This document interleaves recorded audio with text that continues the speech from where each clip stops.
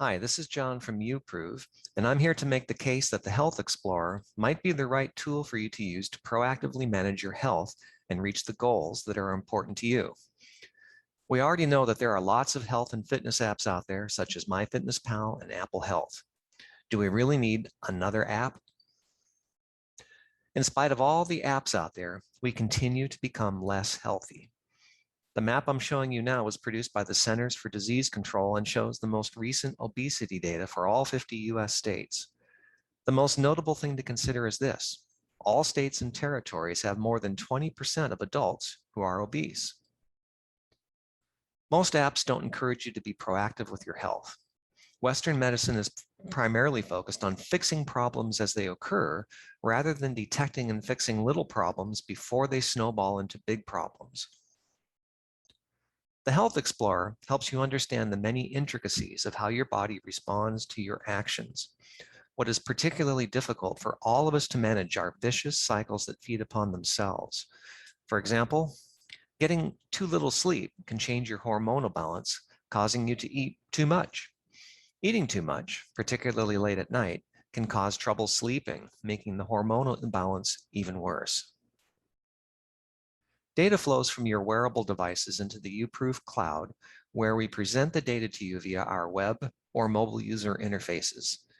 Using those interfaces, you can perform both passive health monitoring and proactive health management. Passive health monitoring means you don't provide any information about your actions. That is, all the data comes from your wearable devices. Proactive health management means you do provide information about your actions, such as the food you eat, the exercises you perform, and the medications you take. By providing this kind of information, you can begin to find cause and effect relationships that would otherwise be almost impossible to find. Passive health monitoring begins with the data provided by the Health Indicators page, where we evaluate data trends for the following categories: sleep, heart rate, pulse oximetry, blood glucose, exercise recovery, stress, and nutrition. For each category, we perform a battery of tests. If all the tests pass, you will see a green face. If all the tests fail, you will see a frowning face that'll be red. Otherwise, you will see a yellow face. A gray face means we couldn't find enough data to perform any tests. For each test that fails, we provide a warning message and tools that allow you to dig deeper should you choose to do so. I'll go through that digging process in a quick product demo near the end of this video presentation.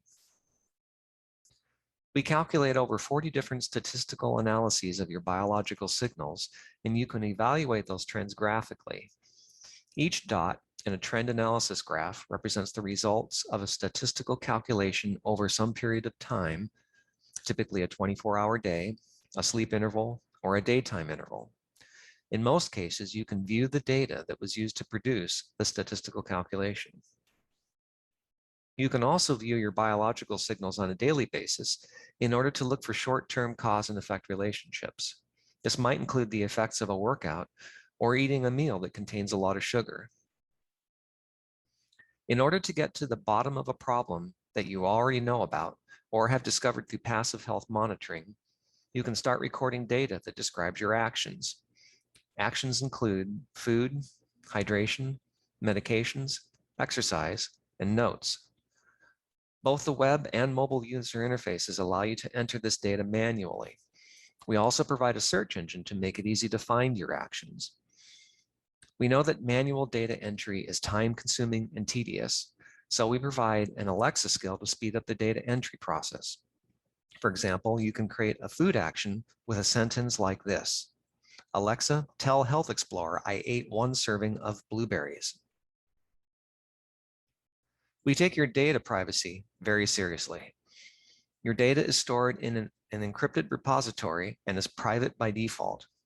You can always share your data with another Health Explorer user, but you must explicitly enable that data sharing mechanism.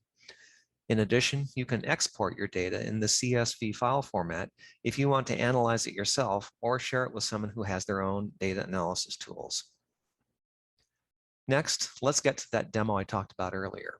I'll use the web interface to walk you through the concepts of passive health monitoring. First, I'll point my web browser to he health.uprove.me. Next, I'll click the Login button and provide my authentication details. In the heart rate section, the face is yellow, meaning at least one trend analysis test failed. In this case, one of the message indicates that your sleeping heart rate is varying too much. If I click on the question mark next to that warning message, a small pop-up dialog will appear. It contains information about that error message. If that isn't enough information for you, you can click on the details link that will cause a new tab to be opened up. The help provided in the new tab identifies the health impacts, provides some troubleshooting recommendations, and lists some references for further reading. If I go back to the health indicators page, I'll close the pop-up by clicking somewhere outside the dialog. Next, I'll click on the Explore Trends icon in the heart rate section. The UI will then open a new tab that displays the trend signals for the tests that failed. In this case, two signals are displayed. The blue line represents my sleeping heart rate pattern, and the brown line represents my sleeping heart rate kurtosis. We won't discuss the sleeping heart rate pattern signal for this demo, so I'll hide it. That's the blue signal.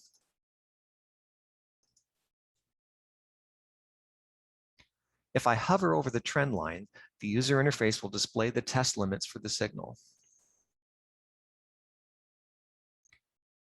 Let's go and look at one of the values that fell outside of the test limits. If I right mouse click on that dot, then select menu option, Open Data Inspector, a new tab will open.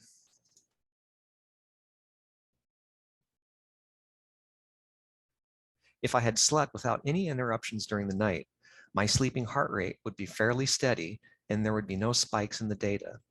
The spike that you see in the data, I'll go down to that right now, represents an interruption of my sleep.